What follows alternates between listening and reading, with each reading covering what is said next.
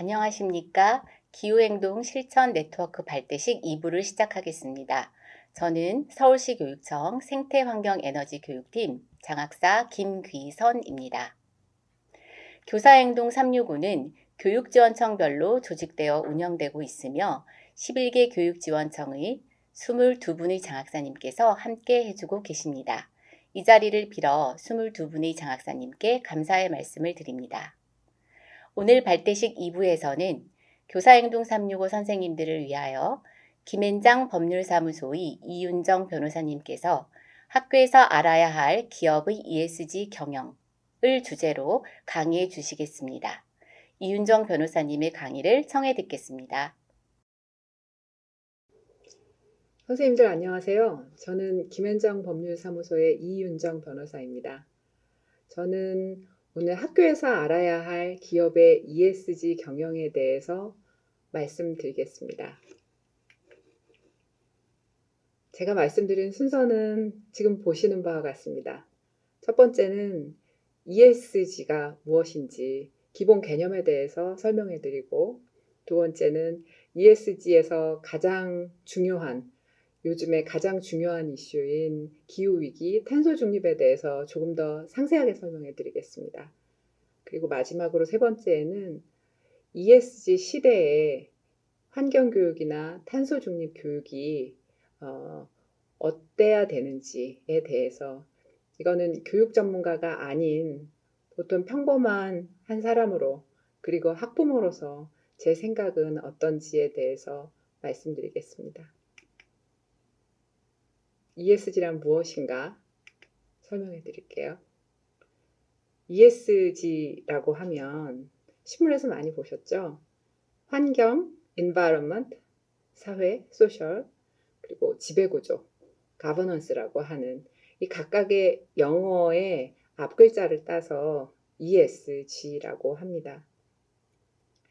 ESG는 투자자가 기업에 대해서 평가를 하는 맥락에서 출현한 개념입니다. 옛날에는 투자자가 기업에 투자할 때, 보통 우리가 주식 살 때를 생각해 보시면 되죠. 어떤 기업에 투자하려면 이 기업의 매출이 얼마인지, 영업이익이 얼마인지, 즉 이 기업이 현재 돈을 잘 벌고 있는지, 앞으로도 돈을 잘 벌 건지, 이걸 보고 투자를 했습니다. 그런데 ESG 시대에는 이런 재무적인 요소만 보는 게 진짜 이 기업의 현재 가치나 미래 가치를 평가하는데 부정확하기 때문에 재무적 요소와 함께 비재무적인 요소를 함께 평가해서 투자하겠다라고 하는 게 ESG입니다. 즉, 환경이나 사회, 이 이슈에 대해서 기업이 어떻게 대응하고 미래 전략을 어떻게 만들고 있는지를 봐야 진짜 이 기업이 투자할 만한가 아닌가를 알 수 있다는 거죠. 그리고 이런 비재무적인 요소는 사실 숫자로 나올 수가 없기 때문에 정확하지 않을 수도 있잖아요. 그래서 투자자가 자기 혼자 결정하는 게 아니라 이해관계자, 그러니까 소비자, 회사 직원, 협력업체, 지역사회, NGO, 나아가서 시민사회 전체의 평판을 상당히 잘 귀를 기울이고 그걸 보고서 아주 이 평가를 중시하면서 투자를 합니다. 네, 그럼 ESG, 환경, 사회, 지배구조가 구체적으로 어떤 걸 얘기하나 하는 거를 주요 테마에서 살펴보겠습니다. 먼저 환경에서는 기후위기하고 탄소 중립이 가장 중요한 이슈입니다. 지금 우리가 탄소 중립 기후위기는 매일매일 듣죠. 제가 좀 이따가 또 설명을 해드리겠습니다. 두 번째, 환경오염이라는 거는 늘 알고 계시는 이슈입니다. 대기 미세먼지도 많고 또 공장에서 폐수도 나오고 폐기물은 또 누가 처리하고, 이게 다 환경오염의 이슈입니다. 생물 다양성이라는 거는 이런 기후위기나 환경오염 때문에 생물의 종이 멸종을 많이 해서 다양해지지 않는다. 이게 생물 다양성이죠. 산림 파괴도 생물 다양성 훼손의 하나의 원인입니다. 그 다음 두 번째, 가운데 소셜로 보시면은 근로자의 인권, 산업 현장에서의 안전 이런 것들이 주요한 이슈입니다. 세 번째로 지배 구조는 회사의 지배 구조를 말합니다. 회사에서 어떤 사람이 결정을 하는가, 회사의 중요한 일을 누가 결정하는가의 이슈입니다. 저희들이 많이 보는 보통 큰 대기업들의 경우에 독립된 이사회가 회사를 결정을 하면 굉장히 바람직한 것이겠죠. 그런데 만약에 그렇지 않고 어떤 특정한 개인이 오너로서 결정을 한다 이럴 때는 좀 문제가 되는 것, 그런 것이 지배 구조의 이슈입니다. 사실 이 세 가지 ESG 이슈는 다 따로따로 떨어져 있는 것 같지만 사실은 연결되어 있는 하나의 이슈입니다. 일단은 독립된 이사회가 있어야 회사에서 장기적으로 보고 환경 오염을 하지 않고 환경을 보호하면서 기후 위기나 탄소 중립에도 잘 대응하는 장기적인 의사결정을 할 수 있겠죠. 그리고 우리의 가장 중요한 인권은 결과적으로 생존이기 때문에 기후 위기, 탄소 중립 이슈를 잘 대응하는 회사가 인권적인 측면에서도 대응을 잘하는 회사라고 평가받을 수도 있습니다. 그렇게 세 가지 이슈는 결과적으로 연결이 돼 있는 것입니다. 그 다음 장 넘어가 볼게요. 그러면 이런 ESG는 구체적으로 어떻게 투자자가 회사한테 요구하고 평가하는가, 이거를 좀 말씀을 드릴게요. 투자자는 좀 쉽게 말하면 주주이고요. 그리고 자산운용사들, 요즘에는 그리고 국민연금 같은 연금사들, 이런 데가 투자자입니다. 이 사람들은 회사한테 첫 번째 왼쪽 상단에 보시듯이 상시 커뮤니케이션의 방법으로, 이거는 회사한테 편지를 보내서 얘기하는 거죠. 아니면 전화나 이메일을 보낼 수도 있고요. 블랙록이라고 미국의 자산운용사가 있는데 이 자산운용사는 전 세계에서 가장 돈을 많이 운용하는 회사라고 합니다. 우리나라에 상당히 많은 대기업의 대주주이기도 합니다.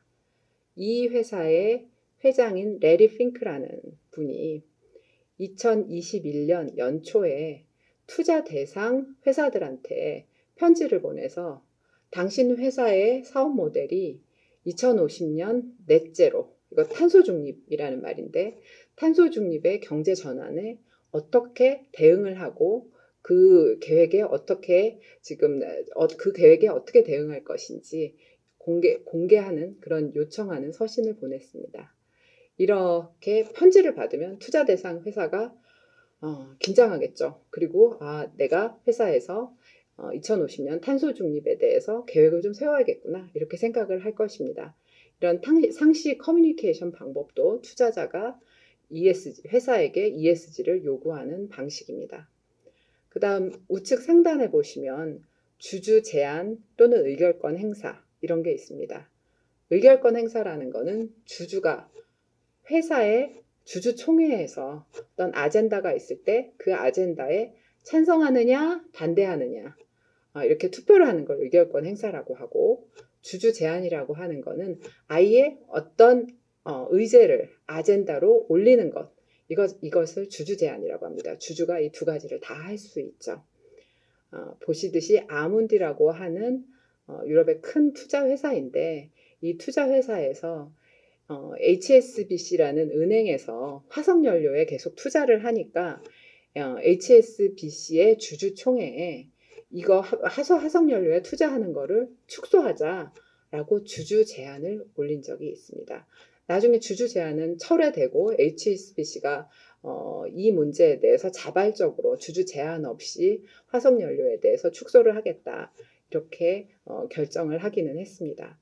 그런데 어떤 회사에서 화석연료에 투자하느냐 마느냐 하는 것에 대해서도 지금 투자자들이 지금 의사결정에 지금 개입하고 있는 것이죠.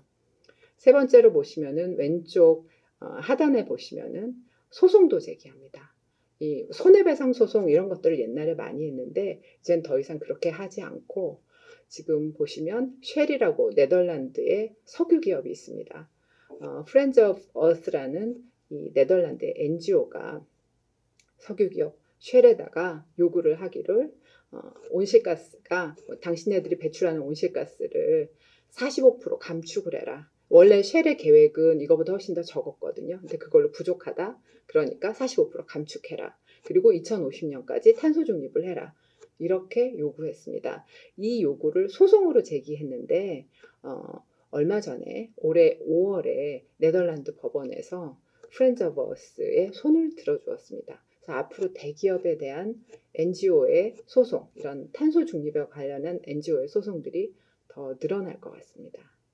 그리고 마지막으로 보시면 투자자가 계속 이제 상시 커뮤니케이션도 하고 주주 제안도 하는데 회사에서 이 투자자의 말을 잘 안 듣는다. ESG 관련돼서 지금 탄소 중립 대응도 하지 않고 환경 문제도 좀 잘 신경을 안 쓴다. 이러면은 투자 철회도 할 수 있습니다. 지금 보시는 것처럼 LGIM이라는 유럽의 여기도 굉장히 큰 투자 회사인데요. 여기서 AIG라는 보험회사, 우리도 잘 아는 보험회사인데 이 보험회사에 대한 투자를 철회하겠다라고 결정을 했습니다. 이 철회하는 이유는 AIG에서 석탄에 투자하는 그런 이슈가 있었기 때문입니다.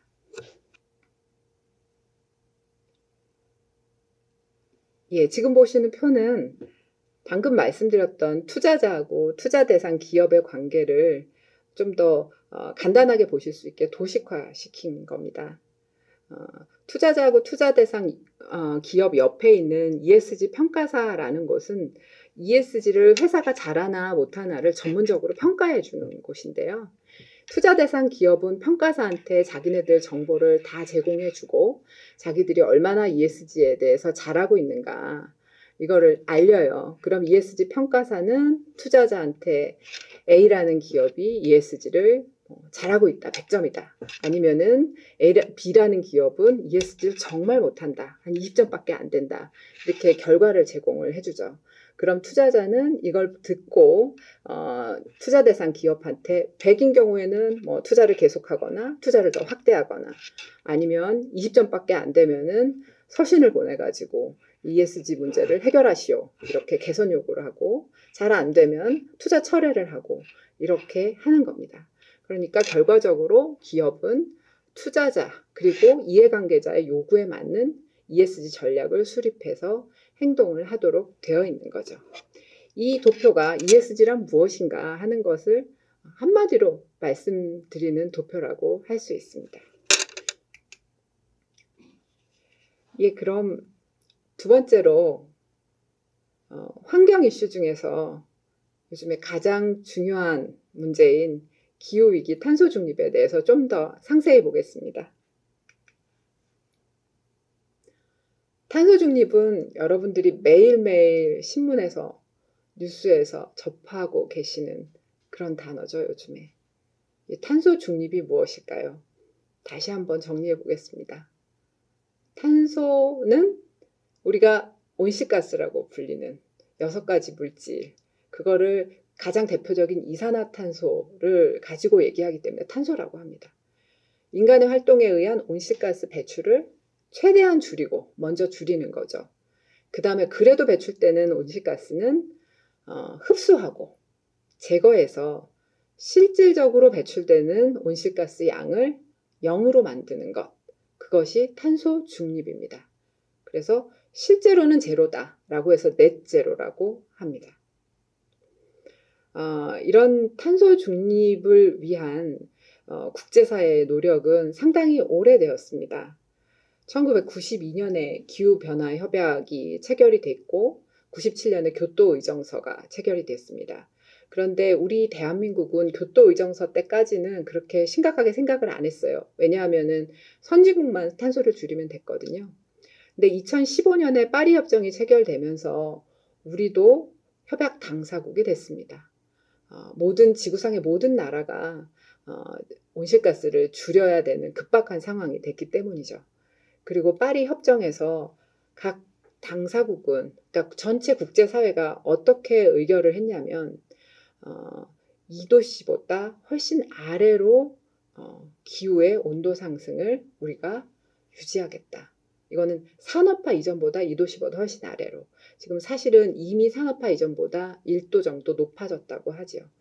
그래서 2도씨보다 훨씬 아래이기 때문에 결과적으로 나아가서 1.5도씨 정도로 억제하자라고 지금 파리 협정에서도 얘기했고, 그리고 밑에 IPCC라고 하는 기후변화 정부 간 협의체에서 지금 1.5도씨로 억제하기 위해서는 2050년경에는 우리가 배출하는 탄소가 넷제로가 돼야 된다라고 해서 탄소 중립의 목표를 제시했습니다.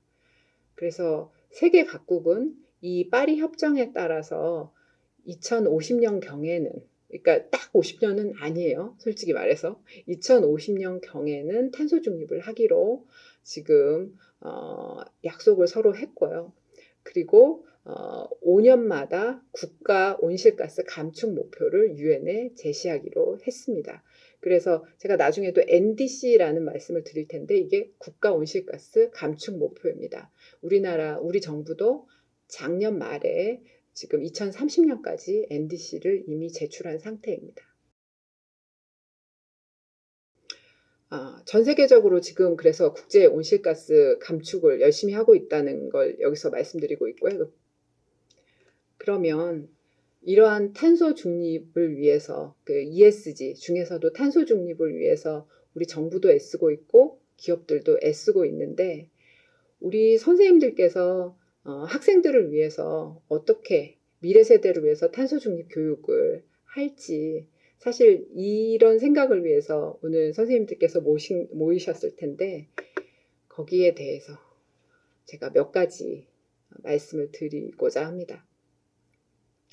이 표는 지금 환경정책평가연구원의 연구위원 분이 만든 표인데요. 제가 인용을 했습니다. 굉장히 충격적인 표라서 한번 같이 보시면 좋겠어서 여기 가지고 나왔는데요. 이 그래프는 1960년부터 지금 현재까지 2020년 정도 현재까지 우리나라에서, 이건 꼭 기업들만이 아니라 우리나라가 배출한 탄소가 쭉 올라가고 있는 그 그래프입니다. 우리가 이산화탄소를 한 번도 전해보다 더 적게 배출한 적이 없습니다. 딱 한 번만 빼고요. IMF 외환위기 때, 가운데 보이시죠? IMF 외환위기 때 1998년도에 전년 대비 약 14% 감소했다고 합니다. 그때 우리 경제가 얼마나 어려웠는지는 기억하고 계시는 분들도 많을 거고, 그리고 부모님들한테 들으신 분도 많겠지만, 우리가 그때는 탄소가 적게 나왔어요. 조금, 약간. 그 다음에 경제가 회복되면서 다시 쭉 올라갔습니다. 제가 2050년 탄소 중립이라고 말씀드렸잖아요. 맨 가운데 보라색으로 2050년 탄소 중립이라고 되어 있는데, 우리가 현재 2020년에 지금 거의 정점입니다. 여기서 탄소를 얼마나 많이 줄여야 중립을 할 수 있는지 지금 보이실 겁니다. 중간의 목표는 우리 정부가 작년에 낸 NDC, 그러니까 국가 온실가스 감축 목표는 지금 파란색과 같습니다. 2017년 대비 24.4% 감축시키겠다라고 냈는데, 지금 우리 이 목표도 IMF를 3번 정도 겪어야 우리가 줄일 수 있는 정도의 그런 큰 목표라고 합니다. 근데 여기에 대해서 많은 비판이 있었습니다.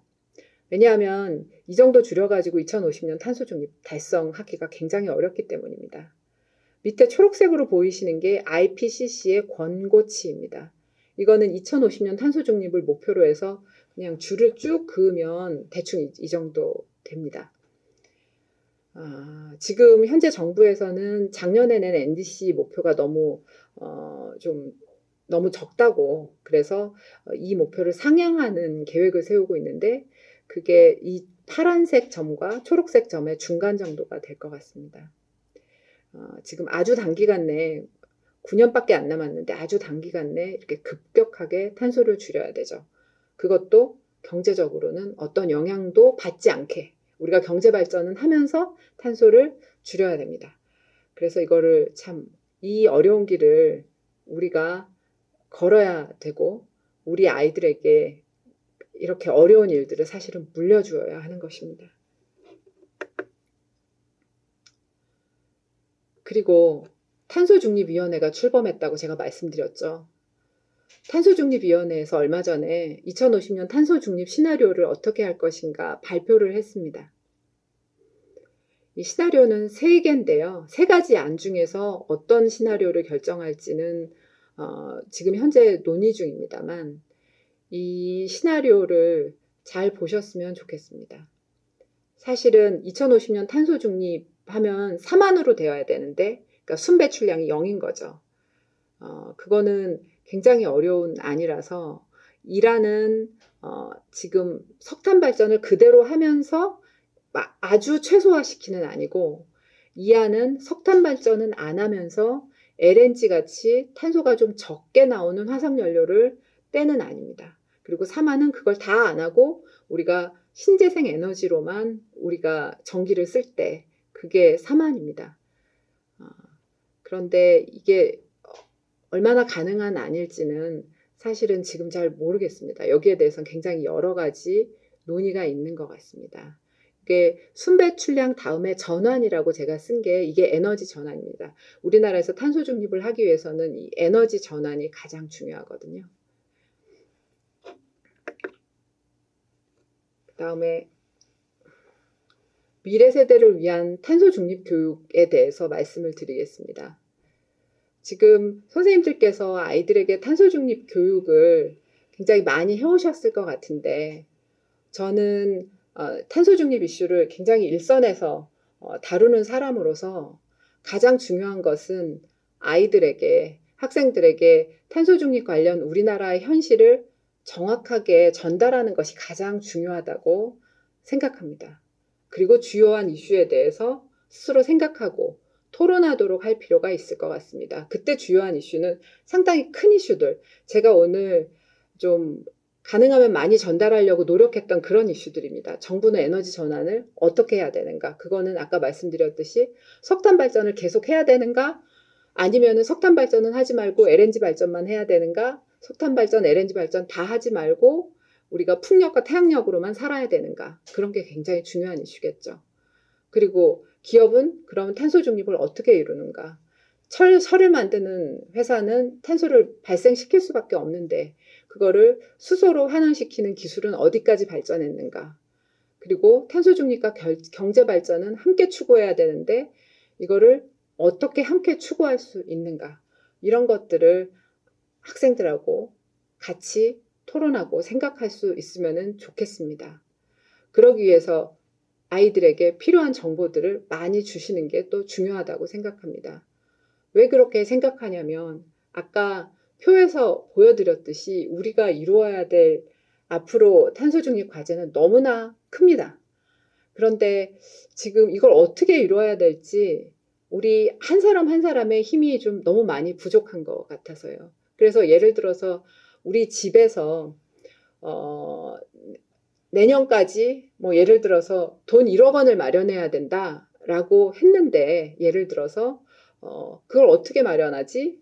하는 계획을 전체적으로 다 세워야지. 뭐 대출은 예를 들어 5천만 원을 받고 엄마 월급이 2,500만 원 늘고 아빠 월급이 2,500만 원 늘고 이렇게 해야 된다라고 아이한테 말을 해야 되는데 그 큰 그림을 주지 않고 아이한테 예를 들어서 매일 용돈을 전에 1,000원 줬는데 이제부터 900원만 줄게 라고 하면 아이의 고통이 100원을 하루에 절약해야 되는 아이의 고통이 많이 크지 않을까 하는 생각이 들어서입니다. 그래서 이 환경교육, 기후위기 교육, 탄소 중립 교육을 할 때도 이렇게 정말 탄소 배출에 대해서 책임이 있고 이걸 줄일 수 있는 능력이 있는 정부와 기업이 뭘 하고 있는지를 아이들에게 많이 알려주시는 게 참 중요하다고 생각합니다.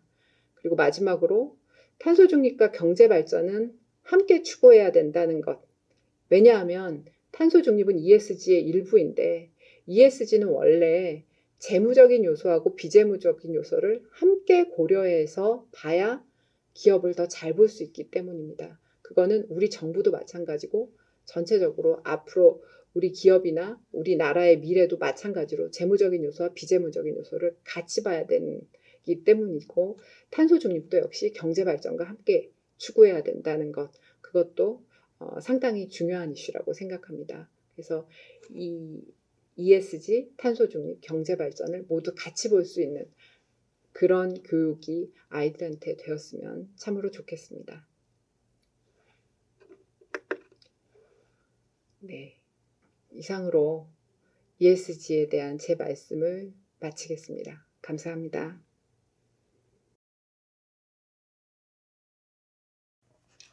바쁘신 와중에도 교사행동 365 선생님들을 위해 특강을 해주신 이윤정 변호사님께 감사드립니다. 이제 교사행동 365 선생님들께서는 자유롭게 게더타운의 교육자료 전시를 관람하시거나 쉼터에서 생태전환 교육에 대한 의견을 교환하셔도 좋습니다. 방명록에 방문의 글을 남기시는 것도 잊지 마시기 바랍니다. 전시장을 관람하실 때에는 전시물 가까이 가셔서 컴퓨터의 자판 X키를 누르시면 전시물을 확인하실 수 있습니다. 가을의 청명한 하늘을 사진으로 찍어 9월 31일까지 푸른 하늘 인증 캠페인에 참여해 주시면 오늘의 발대식이 더욱 뜻깊을 것 같습니다. 이상으로 2부 교사행동 365 선생님들을 위한 특강을 마치겠습니다. 감사합니다.